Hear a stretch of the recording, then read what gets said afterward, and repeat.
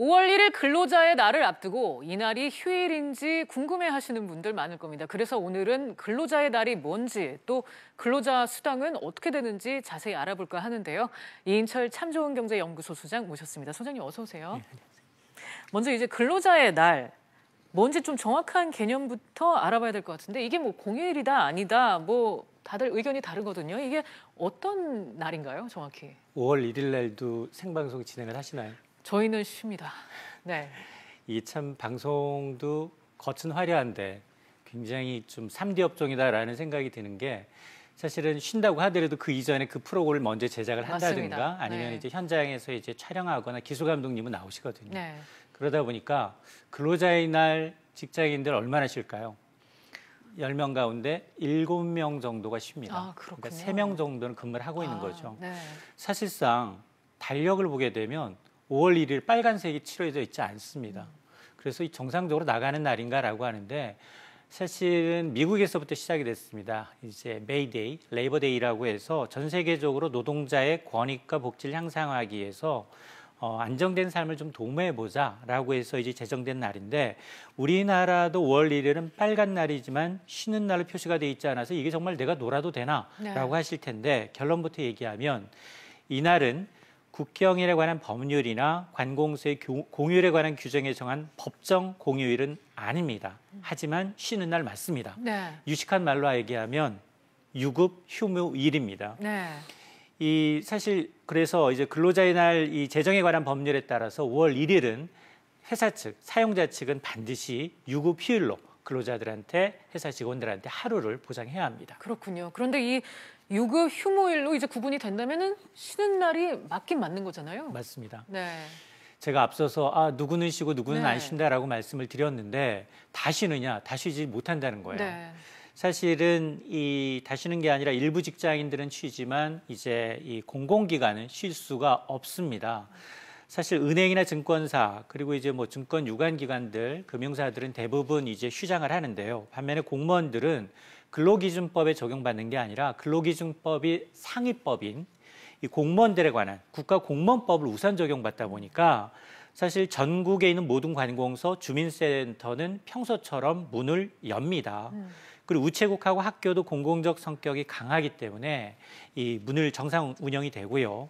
또 어린이집의 경우에는 어린이집 교사가 근로자로 분류가 되기 때문에 원장 재량에 따라서 운영하거나 쉴 수도 있습니다. 네. 그래서 특히 이제 병원 같은 경우 공공적 성격이 띠니 대학병원, 종합병원은 이제 대부분 정상 진료하지만 개인 병원의 경우에는 자율적으로 휴무를 처리하기 때문에 방문하시기 전에 미리 전화로 확인하시는 것이 좋습니다. 네. 그렇다면 이 근로자가 근로자의 날에 일을 하면 임금 같은 건 이제 어떻게 되는 건가요?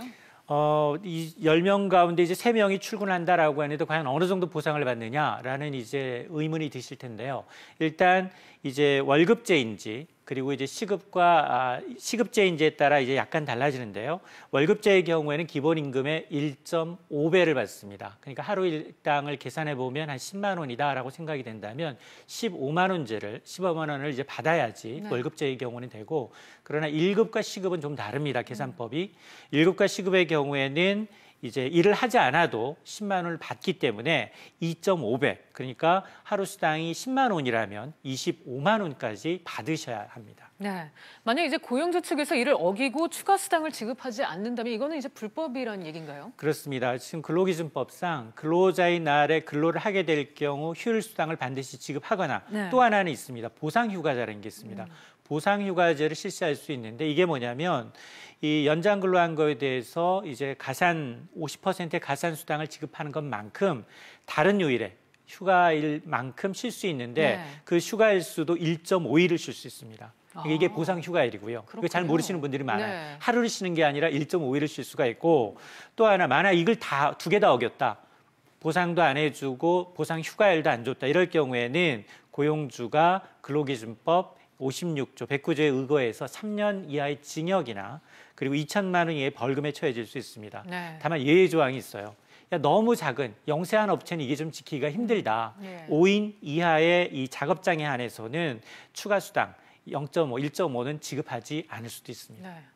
근로자의 날과 관련해서 몰랐던 사실을 이제 오늘 알게 되는데 그렇다면은 이 알바생들도 있지 않습니까? 이 맞습니다. 알바생들의 시급도 이날은 좀 뭐 다르게 계산이 되나요? 맞습니다. 알바생들 똑같이 근로자입니다. 네. 근로자에 이제 포함이 되기 때문에 근로기준법에 적용을 받습니다. 그래서 이 사용자의 이제 연장 근로와 야간 근로 혹은 휴일 근로에 대해서는 통상임금의 1.5배를 받을 수 있기 때문에 정해진 시간보다 근무를 더했거나 야간에 일을 했거나 휴일에 일을 했다면 임금의 1.5배 이상을 더 받으실 수 있고, 다만 여기에도 5인 미만의 사업장의 경우는 해당 사항이 없기 때문에 자기가 속한 그 이제 사업장의 어떤 인원수도 꼭 체크를 하셔야 합니다. 그렇군요.